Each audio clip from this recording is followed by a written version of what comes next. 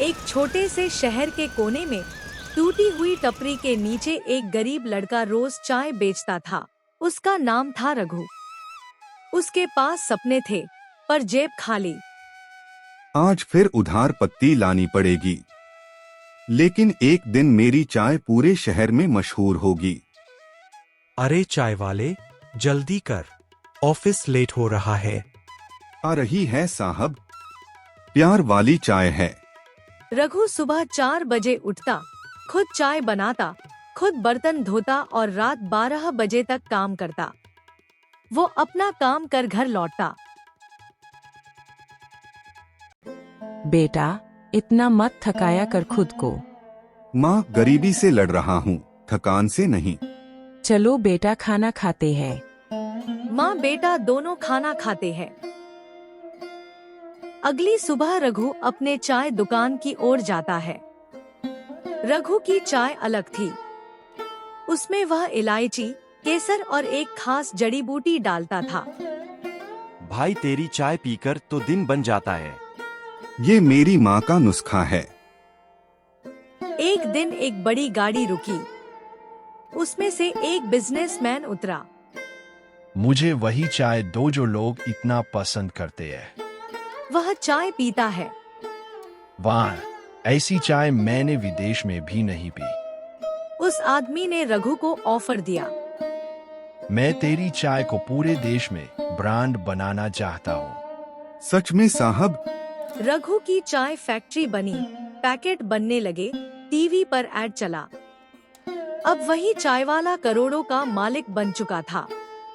अब तो तुम बहुत बड़े आदमी बन गए, तुम्हें तो काम करने की जरूरत नहीं है। मैं अमीर जरूर बन गया, लेकिन अपनी चाय खुद बनाना नहीं छोड़ूंगा। रघु की माँ भावुक हो गई।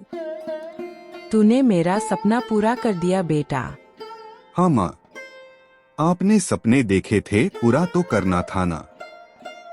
रघु बहुत नेक दिल इंसान है। अब वो गरीब बच्चों को फ्री पढ़ाई करवाता है। अरे भाई रघु, सुना है तुम बच्चों को निशुल्क में पढ़ाई करवाते हो। हाँ भाई, क्योंकि मैं जानता हूँ भूख क्या होती है और गरीबी क्या होती है।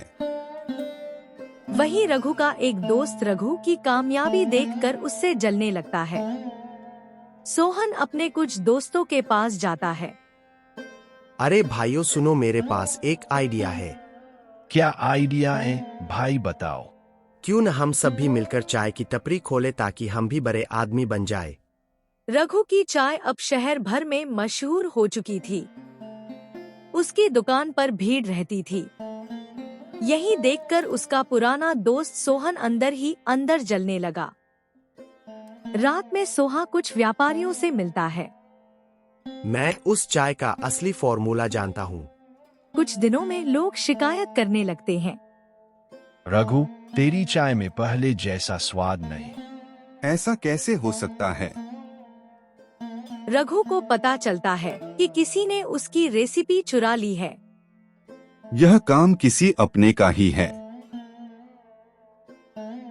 रघु सोहन को सामने लाता है।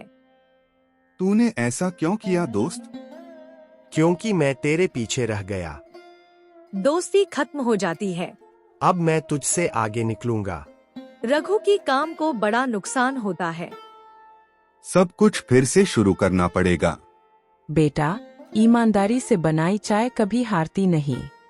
रघु नई रेसिपी पर काम करता है।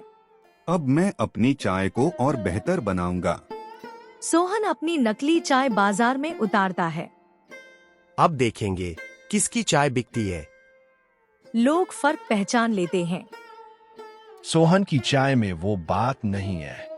सोहन की दुकान बंद हो गई। अब सोहन अकेला बैठा है। मैंने तो दोस्त भी खो दिया। जलन से कुछ नहीं मिलता, पर मेहनत से सब कुछ। रात के 12 बज चुके थे। फैक्ट्री बंद थी, लेकिन रघु अकेला बैठा केटली में चाय उबाल रहा था। आज यह चाय बेचने के लिए नहीं थी, आज यह सोचने के लिए थी। अगर स्वाद ही मेरी पहचान है, तो मुझे इसे और बेहतर बनाना होगा। चाय की भाप में रघु को अपना गांव याद आता है, जहां उसकी मां मिट्टी के चूल्हे पर चाय बनाती थी। चाय सिर्फ पानी और पत्ती नहीं होती बेटा, इसमें दिल भी डालना पड़ता है। रघु फैसला करता है कि वह मशीनों से ज्यादा इंसानों पर भरोसा करेगा। साहब, आप हमारे साथ। मैं भी कभी यहीं बैठता था। इतना सब कुछ हो जाने के बाद भी सोहन नहीं सुधरा। रघु की नई चाय की नकल करने की कोशिश करता है। इस बार मैं रघु से जीत कर रहूंगा। एक लोकल मेले में दोनों की चाय आमने सामने आती है। रघु की चाय में अपनापन है, दूसरी में सिर्फ स्वाद। लोग खुद फैसला कर लेते हैं। हमें वही चाय चाहिए जिसमें सच्चाई हो।